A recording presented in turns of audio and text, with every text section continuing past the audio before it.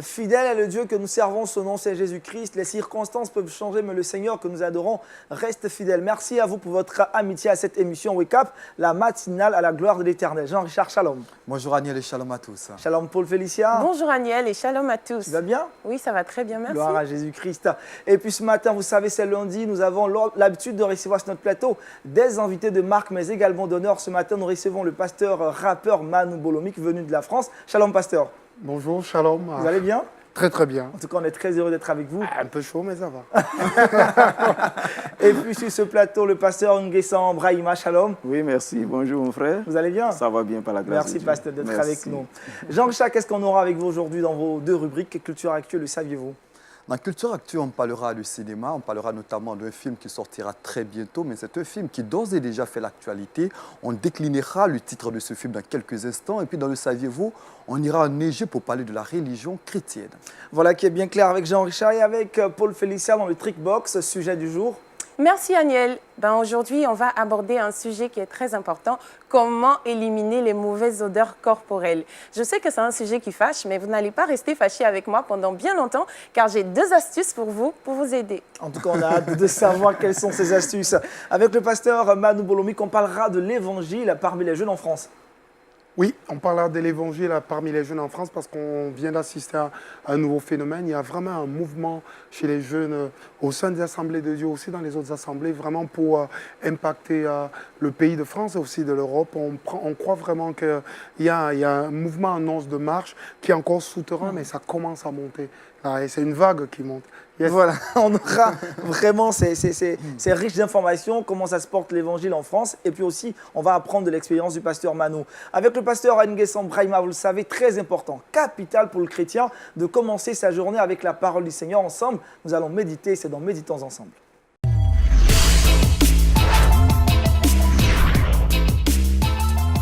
Pasteur Brahima, ce matin, notre exhortation a pour thème le premier défi du serviteur de Dieu. Oui, effectivement, comme je voudrais m'adresser à nous.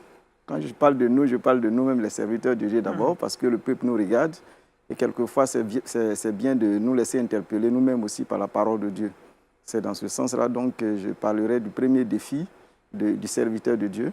Si vous le permettez, nous allons maintenant y aller en lisant un texte que je propose dans Josué, le livre de Josué.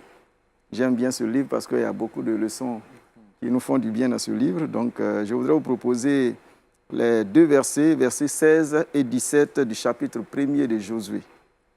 Alors, je fais la lecture. Josué, je reprends, chapitre 1, versets 16 et 17. Il est écrit ceci. Il répondit à Josué en disant, « Nous ferons tout ce que tu nous as ordonné et nous irons partout où tu nous enverras.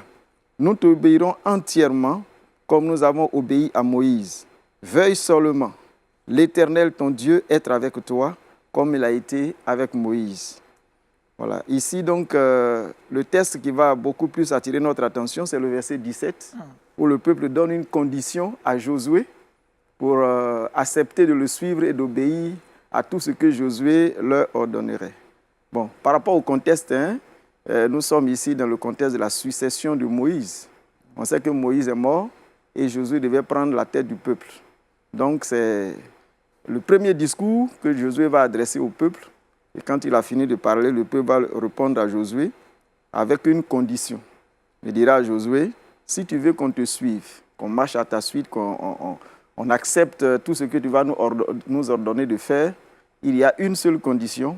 Fais en sorte que Dieu soit avec toi, que nous voyions Dieu dans ce que tu es en train de faire, que nous sentions effectivement que Dieu est avec toi comme il a été avec Moïse. Et je crois que cette condition-là doit être un défi pour tout serviteur de Dieu. Je dirais même que le peuple de Dieu doit avoir une telle réaction face aux serviteurs de Dieu. Parce que nous sommes aujourd'hui dans les derniers temps. La Bible dit que dans les derniers temps, il y aura beaucoup de faux, il y aura beaucoup de déviations dans le domaine chrétien.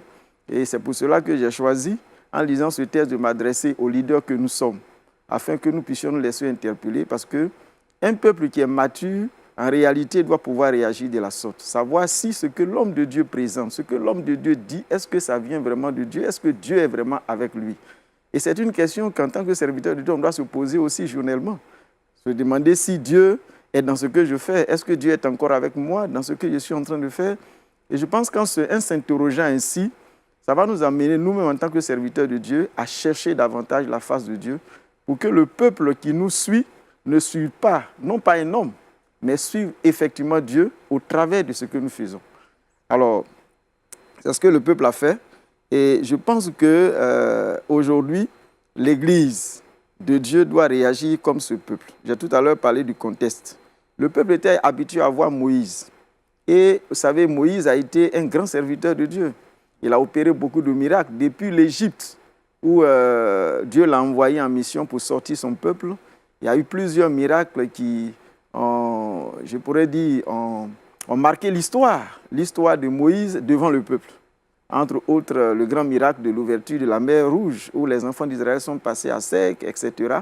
Donc nous voyons qu'il a été un homme utilisé puissamment par Dieu. Et cet homme-là meurt, et on dit au peuple, Dieu appelle Josué. Quand nous lisons le verset 1 jusqu'au verset 9 du premier chapitre de Josué, nous voyons que c'est Dieu lui-même qui a appelé Josué.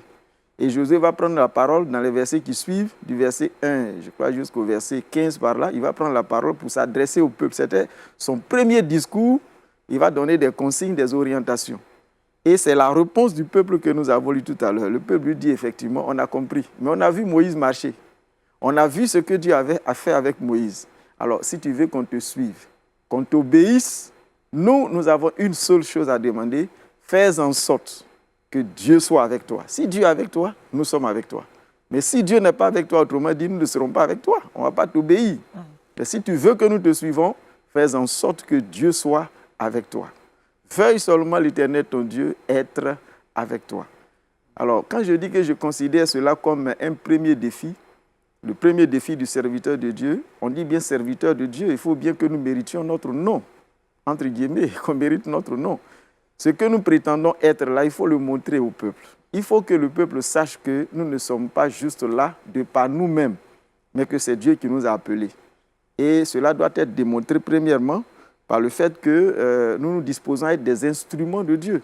C'est-à-dire, dans le service que nous rendons au milieu du peuple, il faut qu'on voit les œuvres de Dieu au travers de l'instrument que nous sommes. Par exemple, un frère a besoin de délivrance, il faut que quand le pasteur prie, le frère soit délivré. Un frère a un souci, il faut que le pasteur se laisse inspirer par le Seigneur pour apporter une orientation, une solution à ce frère-là qui traverse une situation difficile, qui a besoin certainement d'une parole de Dieu. Donc, il doit être l'instrument de Dieu, il doit être le porte-parole de Dieu. Parce que si nous servons Dieu, nous ne nous servons pas nous-mêmes. Un serviteur de Dieu doit être un porte-parole de Dieu. C'est-à-dire, quand quelqu'un vient me voir pour m'exposer un problème, ce n'est pas ma pensée que je lui donne. Mais c'est la pensée que Dieu me donne de lui communiquer qui va être une solution pour lui, qui va lui permettre de trouver un soulagement, de trouver une solution à sa situation. Donc, l'homme de Dieu doit être un porte-parole de Dieu. Mais il doit aussi être le porte-flambeau de Dieu, de la gloire de Dieu. C'est-à-dire à partir de sa conduite, son témoignage. Le peuple qu'il dirige doit voir au travers de lui la gloire de Dieu. Puisque le peuple ne verra pas Dieu physiquement, mais c'est à travers son serviteur qu'on peut savoir que ce que l'homme la prêche, c'est possible de vivre ce qu'il prêche. Mais si nous-mêmes ne vivons pas ce que nous prêchons, le peuple nous trouvera menteurs. Et je voudrais le dire aujourd'hui que le peuple que nous dirigeons n'est pas dupe. Parce qu'ils ont la même Bible, ils ont aussi le même Saint-Esprit. Ça veut dire que quand tu n'es pas dans la note, quelque part, les gens le savent. Les gens le savent et on doit se laisser interpeller. Quand tu es dans la déviation, et généralement, quand on est dans la déviation qui concerne nos propres intérêts, c'est là qu'on veut gouverner avec les cris, on va crier sur les gens, quelquefois même avec des menaces de malédiction. Et souvent, les chrétiens qui sont matures, qui connaissent Dieu, qui savent qu'on n'est plus dans la note, soit ils ont le courage de quitter, ils quittent l'église, s'en vont ailleurs, ou bien ils viennent nous dire en face que ce que nous sommes en train de dire, on n'est pas dans la note. Mais il y en a aussi qui, malheureusement, ou je dirais peut-être par crainte ou par respect pour l'homme de Dieu qui est là, vont adopter une attitude d'hypocrisie religieuse, je dirais. C'est-à-dire qu'ils viennent, ils écoutent ce que nous disons, mais en réalité, derrière nous, ils disent autre chose.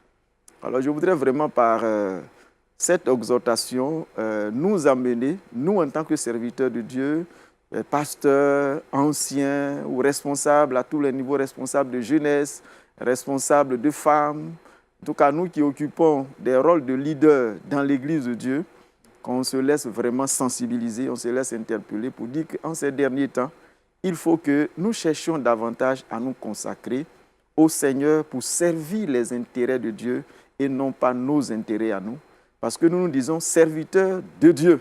Il faut bien que nous puissions faire en sorte que les gens voient en nous, à partir de ce que nous sommes et de ce que nous faisons, de véritables serviteurs de Dieu. Voilà, l'apôtre Paul disait à Timothée, dans 1 Timothée 4, au verset 16, « Veille sur toi-même et sur ton enseignement. C'est alors que tu pourras, je paraphrase, entraîner ceux qui sont derrière toi dans la vérité. Mais si toi-même tu dévis et que les gens ne voient pas Dieu à travers ce que tu es et ce que tu fais, c'est sûr que certainement la plupart de ceux qui sont dans ton église et qui connaissent aussi la parole de Dieu vont te regarder d'une certaine façon, mais tu n'auras pas d'autorité véritable sur leur vie. Donc je voudrais encourager les hommes de Dieu que nous sommes à relever ce premier défi. Ça a été le premier défi de Josué, quand le peuple lui a dit, nous on connaît Moïse, on sait comment Moïse a servi Dieu. Toi tu viens à la place de Moïse, il n'y a pas de problème. Nous nous engageons à te suivre, nous nous engageons à écouter tes ordonnances, mais à une seule condition, fais en sorte que l'Éternel, ton Dieu, soit avec toi. Je voudrais que tous les serviteurs de Dieu, tous les leaders spirituels, nous tous ensemble, nous fassions en sorte que le peuple voit Dieu à nos côtés, par notre consécration, par notre bon témoignage et par le fardeau que nous partageons, je dirais, avec Dieu, de voir des âmes sauvées, de voir des âmes édifiées. C'est alors que le peuple reconnaîtra en nous effectivement que nous sommes ce que nous prétendons être. Donc c'est cette exhortation que je voudrais partager avec mes frères, avec mes collègues, en tout cas avec tous ceux, toutes celles qui occupent à un certain niveau une fonction dans l'œuvre du Seigneur. Merci, pasteur Brahima. Ce matin, l'exhortation est vraiment ciblée. Hein. Oui. Ciblée pour les serviteurs de Dieu. Manu Bolomi, vous êtes aussi pasteur. Et le pasteur a évoqué le premier défi d'un serviteur de Dieu, être dans la volonté de Dieu. Oui, c'est vraiment quelque chose de très pertinent. Et pendant que le pasteur parlait, merci pour cette exhortation, pendant qu'il parlait, je m'interrogeais, je me disais, mais quelle solution on peut apporter à ça? Et voilà, je cherchais des solutions. Et pendant qu'il parlait, je priais en même temps. Et c'est comme si le Seigneur me disait, mais dans les églises, il faut fonctionner en équipe. Il envoyait ses disciples en équipe et il travaillait en équipe. Dans une équipe, on a ce qu'on appelle l'auto-évaluation. Ça, c'est l'évaluation personnelle, mais on a aussi l'évaluation de l'équipe. Si en tant que serviteur de Dieu, en tant que leader, en tant que pasteur, on travaille en équipe avec une équipe qui évalue ce qu'on fait, où chaque fois on se challenge, on réfléchit, on voit si on est bon, si on n'est pas bon, si on a raté quelque chose, c'est ça qui va nous motiver à rester dans le droit chemin, à travailler et à suivre Dieu. Et aussi, quand on travaille en équipe, il y a quelque chose qui est important, c'est que les pierres n'ont pas leur forme définitive quand elles sortent du magma. Quand les pierres, quand le volcan sort, ça sort du volcan, les pierres tombent, mais c'est en se frottant les unes aux autres qu'elles acquièrent leur forme définitive. Et souvent, c'est pour ça que le Seigneur veut qu'on demeure ensemble, qu'on travaille en équipe, et en se frottant, nos aspérités, nos mauvais côtés vont se voir. Et même en tant que leader, on peut cultiver ce qu'on appelle la vulnérabilité, c'est-à-dire se laisser vulnérable et se laisser parfois rabaisser, prendre le chemin du Seigneur, mais c'est le travail en équipe qui apporte ça. Ça peut être une des solutions qui peut permettre à ce que si Dieu voit notre humiliation, la Bible dit que quand il voit un cœur contrit et brisé, qui demande la grâce de Dieu, Josué était humble. Josué priait, Josué, il n'était pas capable et Josué se remettait à Dieu. Et c'est pour ça que Dieu venait le revêtir de sa force. Et dans le livre de Josué, pour terminer avec ça, il a écrit plusieurs paroles. Voici, Dieu fit devenir le nom de Josué grand. Si vous lisez, Dieu fit devenir le nom de Josué grand. Josué n'a pas voulu être populaire, c'est Dieu qui a rendu son nom grand parce qu'il trouvait un serviteur soumis, obéissant, qui criait à lui et qui était prêt à tout faire pour le bien du peuple. Donc c'est une des solutions, la collégialité. Merci beaucoup, pasteur Manon. Pasteur Brahima, que faire quand le chrétien découvre par la suite que son serviteur ou son leader, disons le serviteur de Dieu, le leader n'est pas dans la volonté de Dieu? Que faire? Je crois que la première des choses, le premier secours qu'on peut apporter, c'est la prière. Un chrétien qui aime son pasteur et surtout qui aime Dieu, qui aime l'œuvre de Dieu, il doit pouvoir prier pour son pasteur. Effectivement, comme le pasteur l'a dit tout à l'heure, c'est ensemble. Nous travaillons ensemble. Par exemple, il peut y avoir un mouvement dans lequel un certain groupe de pasteurs travaillent. Nous sommes appelés à être les gardiens les uns les autres, en nous interpellant. Si je remarque que chez mon frère, il y a quelque chose qui ne va pas, je dois pouvoir l'interpeller. Mais là encore, il faut être un pour accepter. Souvent, quand on n'accepte pas, et généralement, quand on n'est pas dans la note, ce n'est pas facile d'accepter les reproches. Or, je pense que c'est l'humilité qui peut nous amener, en reconnaissant notre tort, à être relevé par le Seigneur. D'ailleurs, la Bible dit, l'humilité précède la gloire.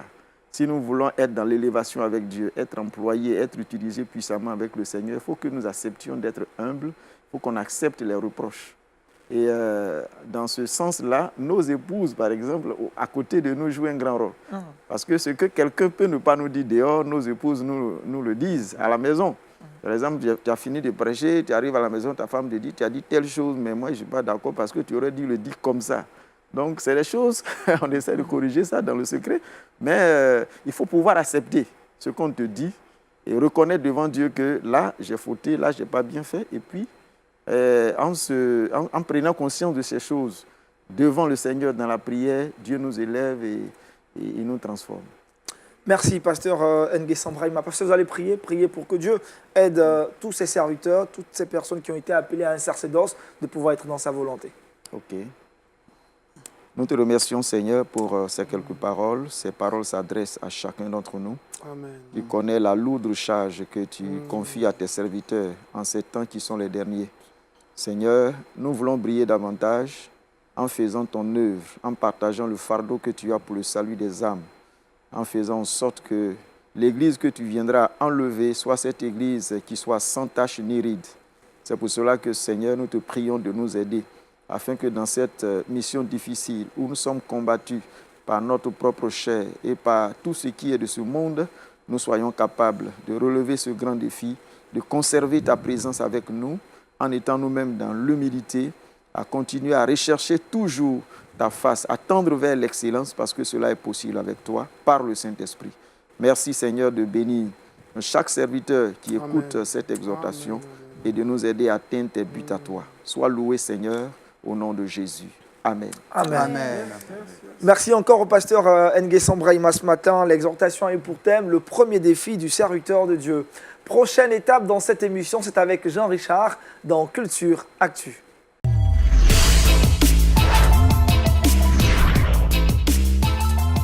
Jean Richard, ce matin dans Culture Actu, on parle cinéma, la présentation d'un film, disons la sortie d'un film très prochainement. Effectivement, merci Aniel. Aujourd'hui, je parle de cinéma. J'aurais bien voulu parler de musique en présence du pasteur Manu Bolomic, mais ce n'est que partie remise. Aujourd'hui, donc, on va parler cinéma et singulièrement du cinéma chrétien. Vous le savez, le 7e art a une place de choix chez nous. Et pour cause, c'est un puissant moyen d'évangélisation, un puissant moyen qui véhicule le message de Jésus-Christ. Et 2018 a été marqué notamment par plusieurs sorties de films chrétiens. On a présenté ces films ici, Samson, I Can Only Imagine, avec Batmila du groupe Mercy Me. On a présenté Silence avec Martin Scorsese, un film qui a également très bien marché, Les Ailes de la foi. Ils sont des sorties qui ont marqué l'année 2018 et l'année 2019, les sorties s'enchaînent également. Les tournages se multiplient et nous marquons par moments des arrêts pour présenter quelques films, pour donner des informations sur l'actualité du cinéma chrétien. L'actualité est d'ailleurs marquée par un film qu'on présentait il y a quelques jours, Run the Race de Tim Tebow, ce célèbre footballeur américain, un film qui a déjà en quelques semaines plusieurs millions d'entrées au box-office. Outre cette actualité de Run the Race de Tim Tebow, l'actualité du monde cinématographique est marquée également par un film qui sortira en avril prochain. C'est un long métrage qui rapportera l'histoire du célèbre évangéliste Luis Palau. C'est un nom que vous connaissez certainement. Pour ceux qui ne le sauraient pas, Luis Palau est né le 27 novembre 1934. Âgé aujourd'hui de 84 ans, il est évangéliste chrétien internationalement connu. Il vit à Portland, c'est dans l'État de l'Oregon, du côté des États-Unis. Il est né en Argentine. C'est à 20 ans qu'il déménage notamment à Portland. Il y fera ses études, des études bibliques notamment. Il perd son père, il faut le rappeler, à l'âge de 10 ans. Il commence dès lors à travailler. Il a 4 frères et sœurs.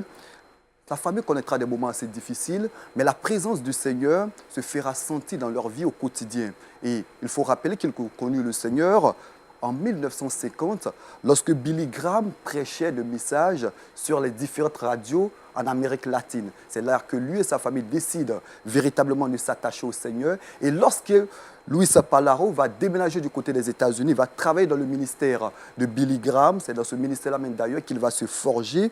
Et là, il va poursuivre son ministère. Et figurez-vous, Aniel, qu'en 2007, on estimait qu'il avait partagé le message de Jésus-Christ à plus de 25 millions de personnes à travers le monde, soit dans 70 pays. Le ministère de Luis Palau est un grand ministère aujourd'hui. Et ce ministère fonctionne avec plus de 11 millions de dollars comme chiffre d'affaires chaque année pour l'évangélisation à travers le monde. Il y a de cela quelques semaines, on avait reçu ici même André Palau qui avait mené une grosse campagne d'évangélisation en Côte d'Ivoire. Ensuite, ils seront dans quelques nations africaines, dans quelques nations à travers le monde. C'est un film qui va rapporter l'histoire, je l'ai dit, de Luis Palau, mais de son ministère également. Le titre de ce film, c'est Palau le film, je l'ai dit, qui va retracer l'histoire de l'homme. C'est un film de foi, c'est un film également de désespoir, un film d'espoir, un film de victoire en Jésus-Christ, parce que l'homme aura connu des moments assez difficiles, mais il est resté foncièrement ancré dans les voies du Seigneur, et aujourd'hui son ministère continue, bien évidemment, de porter des fruits, puisque de nombreuses personnes ont décidé de marcher avec Christ grâce au ministère de Luis Palau. Merci Jean-Richard, pasteur Brahima. Le projet est bien beau, hein. Un film sur le personnage de Luis Palau, une histoire percutante, un parcours également édifiant. C'est bien de revenir sur sa vie à travers un film. Oui, je pense que ce témoignage est édifiant. Le témoignage de sa vie est édifiant. Donc ça peut toujours être un bon exemple pour d'autres, un encouragement pour certains qui peut-être ont commencé timidement et qui peuvent voir à travers la vie de cet homme aussi un encouragement pour continuer à persévérer dans la mission que le Seigneur leur confie. Donc c'est toujours bien. Comme quoi, quand on est dans la volonté de Dieu, on a de bonnes histoires. Pasteur Manu Volomik, un mot sur la vie de Luis Palau également, de son ministère. Impressionné, c'est vraiment beau parce que même en France, je crois qu'il y a quelques années, sur la plage du Prado à Marseille, il a organisé un festival sur 3 jours avec pas mal d'artistes. J'avais été invité, mais je n'avais pas pu y aller. Donc ceux de mes amis qui sont allés là-bas, c'est vraiment en pleine plage. Il y avait vraiment l'évangile. Les gens donnaient leur vie à Jésus. Et pourtant, la France est difficile. Donc du coup, c'est incroyable. On en parlera tout à l'heure. D'où pour parler vraiment que c'est un ministère vraiment international et que tout le monde en entend parler. C'est magnifique. Hein, de toute façon, les témoignages sont là pour stimuler, pour encourager la foi. Pas de copier le personnage ou d'être le personnage, mais de s'en inspirer. C'est bon, ah ouais, super. D'accord. Jean-Richard, autre chose à savoir sur cette prochaine sortie de film, film sur l'histoire de Luis Palau. Ce qu'il faut retenir tout simplement, Aniel, c'est que le 4 avril prochain, l'actualité sera marquée par la sortie d'un film sur la vie de Luis Palau. Je rappelle le titre de ce film, vous le voyez sur ces images, Palau le film, qui va retracer l'histoire de cette immense personnalité, une personnalité qui aura marqué l'histoire de l'Église en général. Il a parlé de Jésus-Christ notamment à des présidents, à des princes, à des criminels. C'est un homme de foi et c'est une histoire que l'on tenait à rapporter ici. Merci Jean-Charles. Vous avez dit 11 millions de dollars, c'est cela? Le budget du ministère de Luis Palau. Wow, énorme, chaque année. Hein. Wow, je pense que l'évangélisation, pasteur, ça coûte. Hein. Ça coûte, bien sûr. L'évangélisation coûte. Mais ça vaut la peine parce qu'on ne peut pas payer le prix d'une âme. Hein. Ah oui. C'est clair. Merci Jean-Richard, on va progresser dans cette émission, vous le savez, c'est devenu une coutume, une tradition pour nous. Tous les lundis, nous recevons un invité de marque, mais également de choix par la rédaction de Wake Up. Et aujourd'hui, nous avons sur le plateau, comme je l'ai dit dans mes propos liminaires, un pasteur rappeur. Il nous est venu de France, avec qui nous allons échanger et surtout parler de l'évangélisation en milieu jeune en France. Et ce sera maintenant, dans quelques instants seulement, juste après ceci.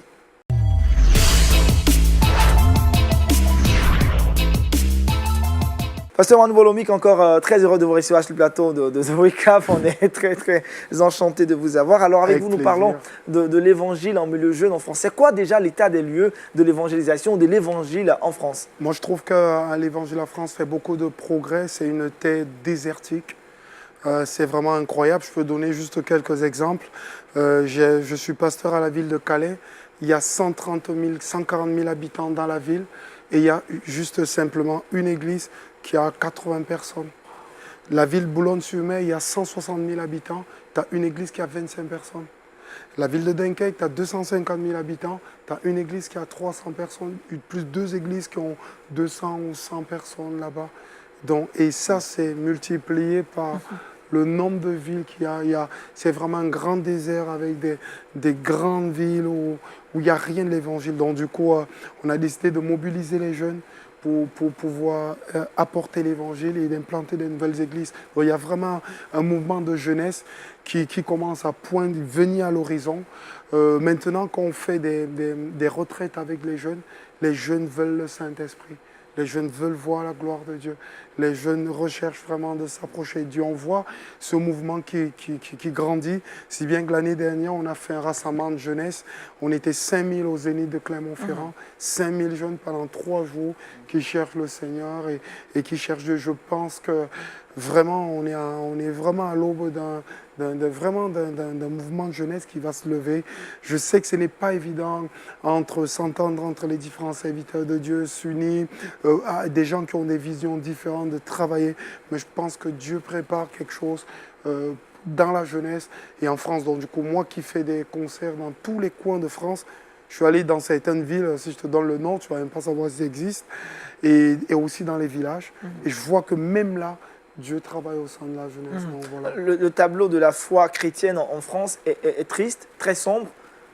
Et vous, en tant que jeune, vous décidez de vous engager. Quelles sont les difficultés que vous rencontrez au quotidien naturellement pour passer l'évangile, la foi? En tant que jeune, ce qui est difficile, c'est que la plupart, par exemple, des adolescents et des jeunes, que ce soit dans les lycées ou dans les universités, ils vont dans des endroits, ils sont seuls chrétiens parmi 1000 personnes, ils sont parfois un chrétien. Ici, en Côte d'Ivoire, à mon avis, quand tu vas au lycée, tu es moins sûr que dans ta classe, tu as au moins 3-4 personnes qui vont à une église évangélique. Là, à Walou, ça veut dire 0. D'accord. On va apprendre des mots avec toi également. Tu n'as personne qui soit chrétien dans ta... Donc du coup, c'est très difficile. On leur donne le courage de témoigner, on leur donne le courage de chercher Dieu. Et aussi, on a besoin de plus de l'esprit. Donc du coup, voilà quoi. On a des petits bracelets comme ça, je sais pas. Ça, c'est les 4 pas pour prêcher l'évangile. Dieu t'aime, tu ne peux pas aller à Dieu parce que tu es barré par le péché. Il a donné sa vie pour toi sur la croix. Et après, le point d'interrogation, tu dois prendre une décision. Donc du coup, on commence à équiper les jeunes, aussi à les motiver pour l'évangélisation, mais aussi des jeunes plus mûrs, pour l'implantation des nouvelles églises aussi. Et donc vraiment, on essaye vraiment... Donc, vous élaborez des stratégies, on dira, avec déjà ces c'est beaucoup de choses comme ça qu'on met en place pour la jeunesse, pour leur permettre vraiment de libérer leur témoignage et qu'ils soient vraiment authentiques et remplis de l'esprit. Parce que je pense que ce qui changera en France, ce n'est pas des beaux discours, ce n'est pas une grande stratégie, c'est vraiment la puissance du Saint-Esprit. Je pense vraiment qu'on ne peut pas faire en 2019, vu les lois qui sont votées en France, les lois liberticides, vraiment des lois horribles. La seule chose qui est capable de changer quelque chose dans une ville, dans un pays, dans une vie, c'est le Saint-Esprit.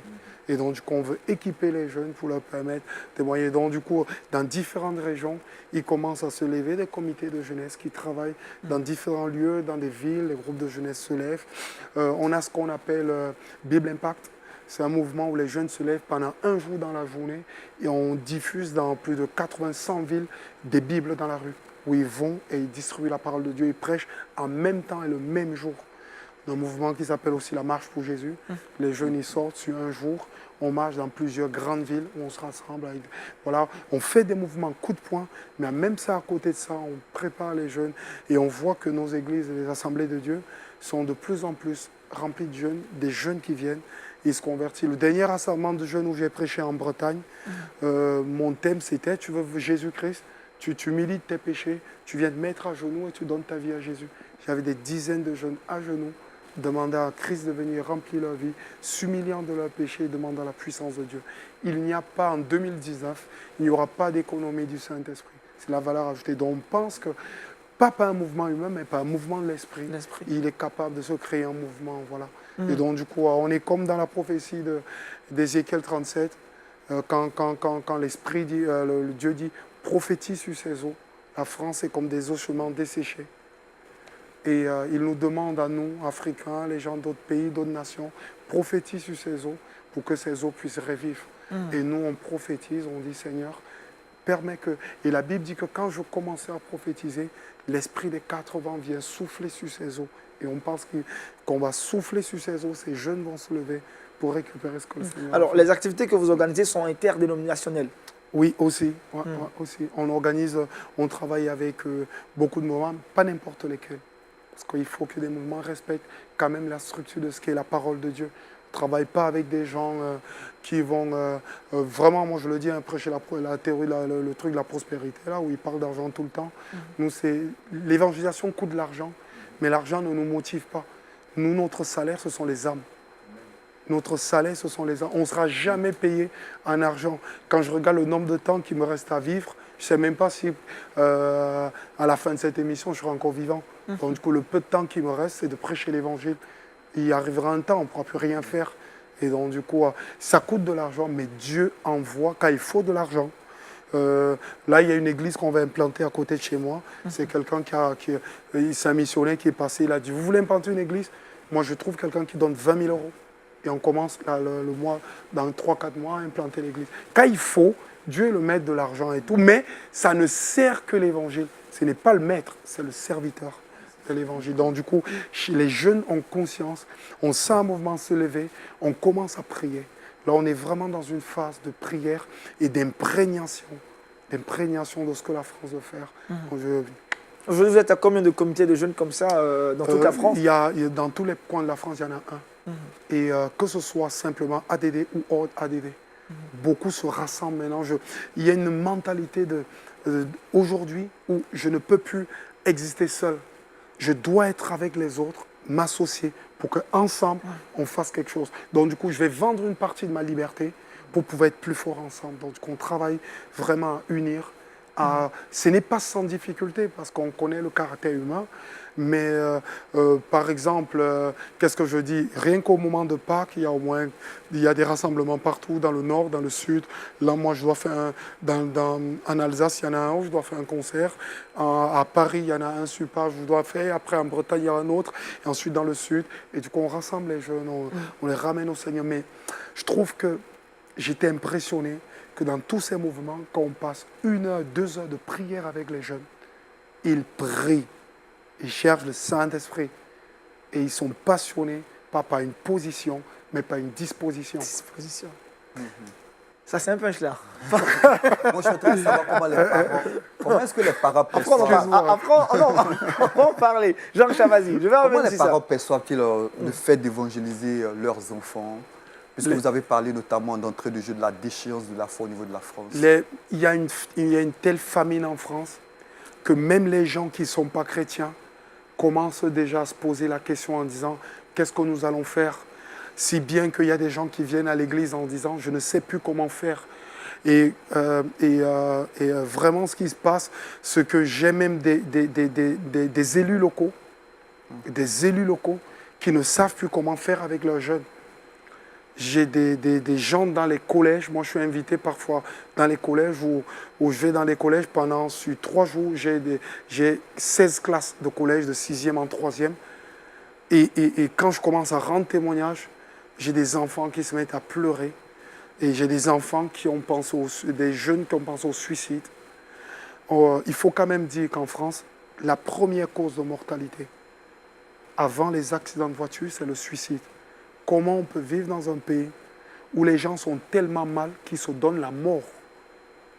Donc le phénomène est tellement grand que et les ministres et les gens de l'éducation nationale sont en train de se dire qu'est-ce qu'on a fait? Vous savez, en France, il y a un mouvement qui s'appelait Mai 68. Il est interdit d'interdire. On met tout à la poubelle, Dieu n'existe pas, libertinage à tout va. Ils ont mis la religion de côté, ils ont craché dessus. Et aujourd'hui, maintenant, c'est des enfants qui n'ont ni Dieu ni maître. Et du coup, c'est une déchéance pas possible. Il y a un vide qui se crée dans le cœur des jeunes, si bien que c'est horrible. Hein, c'est vraiment les mêmes jeunes, il y a 20 ans à qui je parlais de Jésus, quelques-uns, je suis obligé d'aller leur rendre visite en prison. Les mêmes parents qui me disaient vois mon fils quand il était petit. Et ce qui est fou, c'est que certains jeunes qui étaient dans nos églises, à qui on parlait de Jésus, qui nous riaient au nez quand on leur parlait de Jésus, parce que leur papa et maman venaient à l'église. Il y a une chose aussi dans nos églises, on baptise des gens, des enfants de chrétiens qui ne sont pas convertis. Le baptême est devenu une élection. Pour quitter de l'âge enfant à l'âge adulte, on va le baptiser. Il n'a pas vécu une réelle espérance de conversion.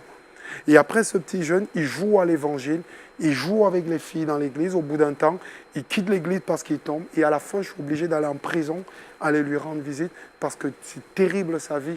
Donc on assiste aussi à ça. Donc les parents, quelque part, sont heureux. Les gens à l'église sont contents parce qu'ils trouvent des jeunes cherchant le Saint-Esprit. La marque puissante qui me prouve qu'un mouvement est profond, c'est 1, l'humiliation, 2, la prière, 3, la recherche de l'Esprit de Dieu. Aujourd'hui, pasteur, quelles sont les activités que vous prévoyez ou que vous organisez sur une année, 365 jours? Les activités qu'on organise, elles sont complètement diverses. Hein. Concerts, activités de rue, prison, collège, et voilà, et parfois thèmes de débat, parfois émissions de télé.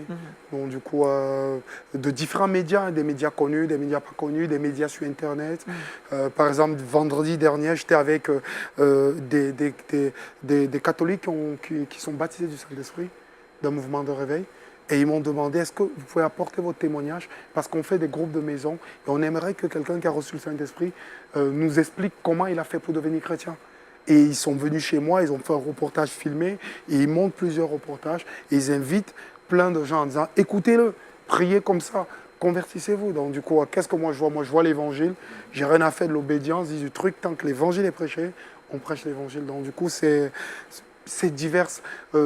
Parfois, ça va être dans l'année, je vais voyager pour aller en Égypte.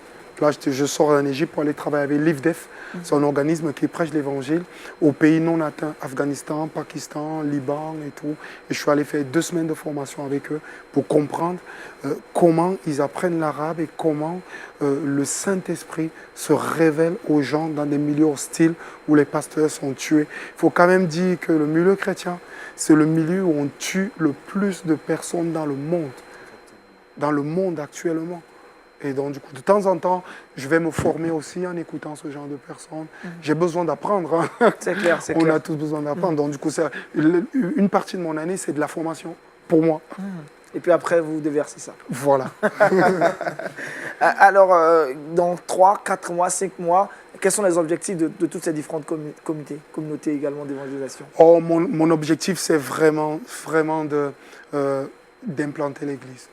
Il faut que là où il n'y a pas l'église, il puisse avoir. Parce qu'on a beau critiquer des lieux, on a beau critiquer les gens. Moi, quand les gens se convertissent, on les met où? L'église, c'est le meilleur moyen d'attendre le retour de Jésus-Christ. Je sais que des gens ne sont pas d'accord avec moi et que beaucoup sur Internet prêchent les non-églises. Il y a même quelques-uns, leur culte, ça se passe sur Internet, je suis désolé. Et c'est du virtuel, ils vivent l'église virtuelle. Moi, je vis l'église réelle. Moi, je pense vraiment que l'église locale, c'est le meilleur moyen, c'est le moyen le plus efficace que Jésus a trouvé pour pouvoir nous permettre d'atteindre les objectifs de l'Esprit sur cette terre et d'attendre le retour de Christ. Et donc, du coup, mon rêve, c'est de, là où il n'y a pas d'église, l'église puisse s'implanter, faire un travail auprès des personnes. Ici, on est à la télé, mais on parle des vraies personnes. C'est des personnes qui vont mourir. L'autre jour, j'étais à l'hôpital, quelqu'un, il était dans le coma, la femme est par terre, elle m'a appelé, je suis rentré en chambre sécurisée, en chambre stérilisée, là, et que tu pries pour la personne, elle est en coma, mais tu sais que dans le coma, l'esprit est encore là. Et pendant que l'esprit est encore là, tu pries qu'il se passe quelque chose de manière extraordinaire de la part du Seigneur. C'est des vraies personnes, c'est des gens qui vont en enfer. On ne joue pas à l'évangile. Il y a des vraies âmes. Parfois, ça me mais j'ai comme une sainte colère qui monte de telle manière parce que certains pensent qu'on joue à l'église. Il y a des vraies personnes qui vont mourir, qui vont partir. Nous, on est là demain. Le lendemain, vous serez invité à mes obsèques, ça sera fini.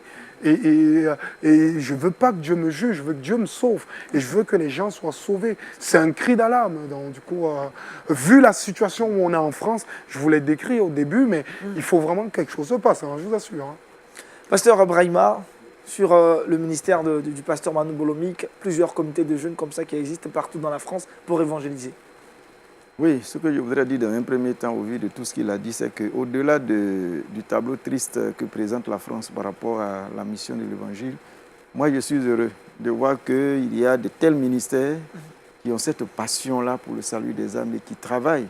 Parce que quelquefois on est loin, on ne sait pas trop ce qui se passe de l'autre côté, on a des impressions et autres, mais on se rend compte depuis un certain temps. Hein, moi, il y a des nouvelles qui me parviennent par des amis qui vivent là-bas ou qui vont là-bas, qui reviennent, qui disent mais il y a quand même une sorte de réveil. Il y a un réveil que le Seigneur est en train de susciter au niveau de la France. Donc quand j'entends des choses comme ça, moi, ça me réjouit le cœur.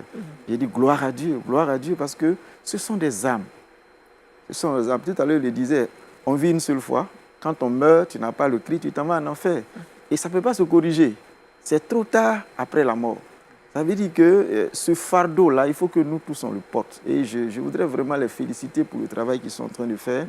Je crois que c'est un sujet de prière pour nous tous qui sommes serviteurs de Dieu. De telles missions, on doit les soutenir dans la prière. Moi, c'est comme ça que je vois les choses. Merci, pasteur Brahima. Voilà. Et puis, dernière question Seigneur, au pasteur Manu Bolomik. Vous croyez qu'aujourd'hui, l'Africain doit se lever, aller en France, évangéliser? Moi, je pense que l'Afrique a un rôle impressionnant à faire. Parce que, pourquoi? Parce qu'on n'avait pas l'évangile. Et ils sont venus nous coloniser et ils ont amené l'évangile. Ils ont mangé notre nourriture, ils ont écrit l'évangile en notre langue et ils nous ont enseigné, ils ont été avec nous. Merci Seigneur. Mais Seigneur, certains sont morts, les Lévi-Strauss, Blanc sont morts ici. Maintenant que nous, on a l'évangile et que la France est en train de dépérir, pourquoi quelques-uns ne se lèveraient pas en disant, on a le fardeau, pas pour briller simplement dans les médias ou être vus, mais vraiment pour aller dans les campagnes, dans les régions reculées, prêcher l'évangile.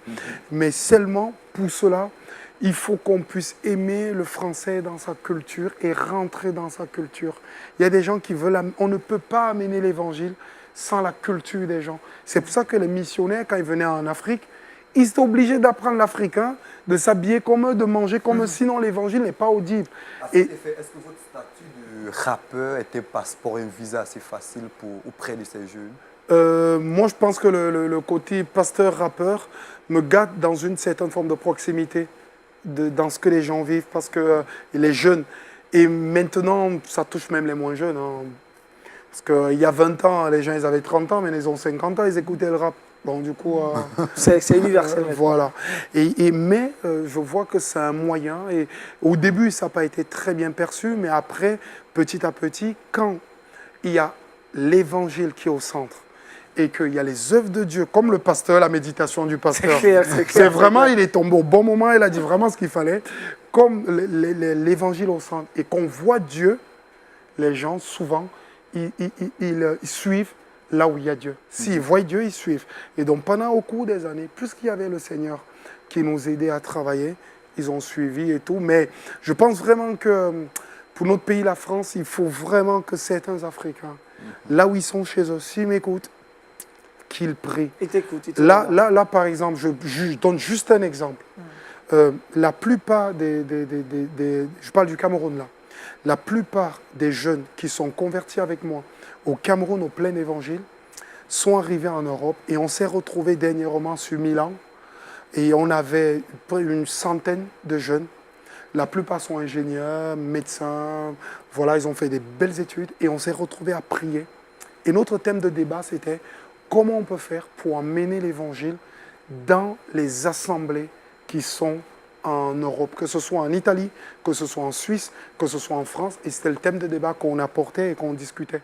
Donc je pense qu'il y a déjà ça c'était dans la communauté camerounaise, mais il y a déjà des Africains qui sont ingénieurs, certains travaillent à Sophia Police, d'autres, et qui commencent déjà dans ces thématiques, mais à servir l'Église, pas à exister eux, mais a servi les chrétiens qui sont déjà dans le terrain avec ce qu'ils ont vécu, cette authenticité africaine et cette fougue de l'esprit. Donc du coup, le mouvement, il est en route. Ça marche. Il est en route, le Saint-Esprit est avec vous. Merci, pasteur Manu Bolomik. On va avancer dans cette émission. On n'a vraiment pas assez de temps pour parler. Vous avez dit, 12 minutes, c'est petit. On aura d'autres canaux pour parler de tous ces sujets. On va retrouver Paul Félicia dans le Trickbox.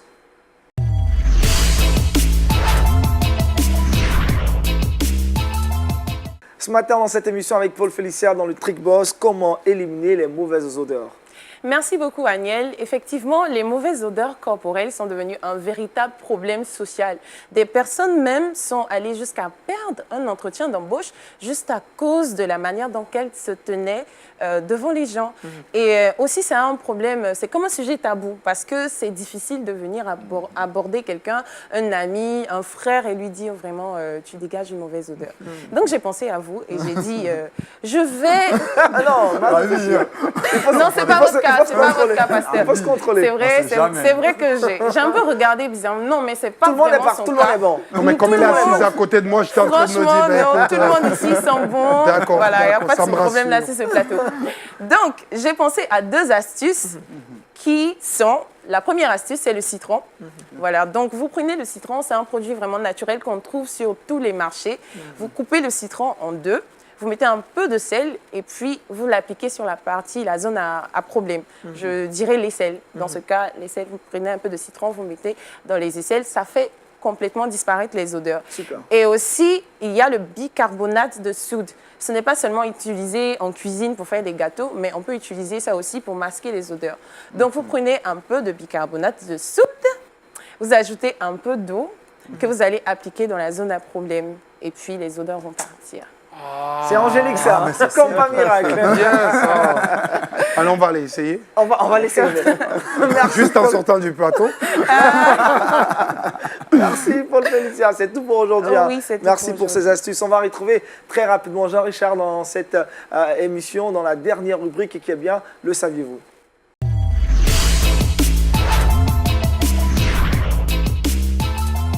Jean-Richard, avec vous, on part en Égypte pour parler de l'Église. Effectivement, l'Égypte, c'est un pays qu'on connaît plus ou moins tous. 1 million de kilomètres carrés, 95 millions d'habitants, 95% de musulmans, pour seulement 5% de chrétiens.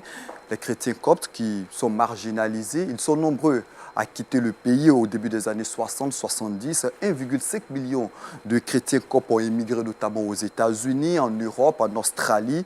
Et il faut dire qu'en Égypte, les chrétiens ont eu beaucoup de mal à s'implanter. La plupart des églises n'avaient aucune reconnaissance de l'État. Mais figurez-vous, en 2016, le gouvernement égyptien a décidé de donner une reconnaissance à ces différentes communautés.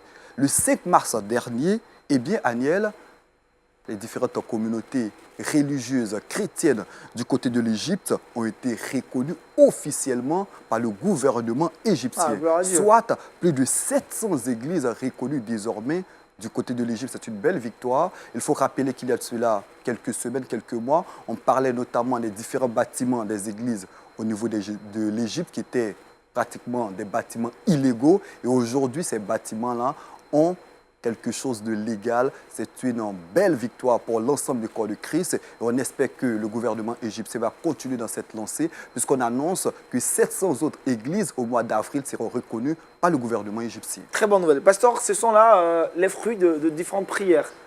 Oui, bien sûr, dans ce pays-là, je pense que la prière a une grande importance. Et puis, comme le pasteur le disait tout à l'heure, on peut voter des lois, on peut créer des barrières, mais le Saint-Esprit ne connaît pas de barrières. Quand on prie, la puissance de l'Esprit se dégage et elle travaille. Elle touche le cœur, elle bouleverse des vies. Il y a même des gens qui sont dans leur maison sans même un contact avec quelqu'un qui vient leur parler de l'Évangile, mais le Seigneur se révèle à eux. Voilà, tout ça, ce sont les effets de la prière. Les effets de la prière. Pasteur Manu Bolomik, 5% de chrétiens en Égypte, c'est vraiment un pourcentage très faible. Il faut continuer de... Moi, j'étais au Caire au mois de novembre. Et donc, du coup, j'étais au Caire, dans une capitale où il y a 6 millions il y a 12 millions de personnes qui vivent dans la capitale au Caire. Et donc, je suis allé à un culte à la plus grande église évangélique du Caire. C'est sûr que ça fait bizarre d'aller au culte et de passer par un portique de sécurité, d'avoir ses affaires fouillées par 2 portiques de sécurité avant de rentrer au culte. C'est impressionnant. Les islamistes là-bas, ils sont visés. Et donc, du coup, tu as une espèce de camion avec quasiment des petits trucs de missiles qui t'attendent avec l'armée devant le culte, alors que le pasteur fait la louange. Je vous assure, c'est juste impressionnant, mais ils tiennent debout. difficile. Et la manière dont ils louaient Dieu, moi, ça me donnait la chair de poule. Et ils chantaient. Moi, je ne connaissais pas les chants en arabe, là, mais quand ils louaient Dieu, je disais, ils étaient persécutés. Ils sont en difficulté, ils sont en minorité, mais ils célèbrent Dieu. C'est authentique et franchement, tu as raison de le souligner, ça fait du bien de parler de ce pays. Merci Jean-Richard. On va terminer cette émission avec le verset boussole. Paul Félicia. Le verset, c'est 1 Timothée 4, verset 16. Veille sur toi-même et sur ton enseignement. Persévère dans ces choses, car en agissant ainsi, tu te sauveras toi-même et tu sauveras ceux qui t'écoutent. Merci Paul Félicia. On remercie également le pasteur Nguessan Brahima avec qui nous avons parlé ce matin du premier défi du serviteur de Dieu. Aussi merci au pasteur Manu Bolomi qu'on a beaucoup échangé autour de l'évangile en France parmi les jeunes. Merci également à Jean-Richard, à Paul Félicia, à toute l'équipe de réalisation de Wake Up. On a été très heureux de démarrer cette semaine avec vous. On espère également que le plaisir a été fortement partagé. Restez toujours connectés sur les pages Facebook et YouTube de Lumière du Monde Télévision pour revoir cette émission. On se retrouve mercredi. Demain, ça sera avec Daniel Krabi. D'ici là, portez-vous bien et shalom chez vous.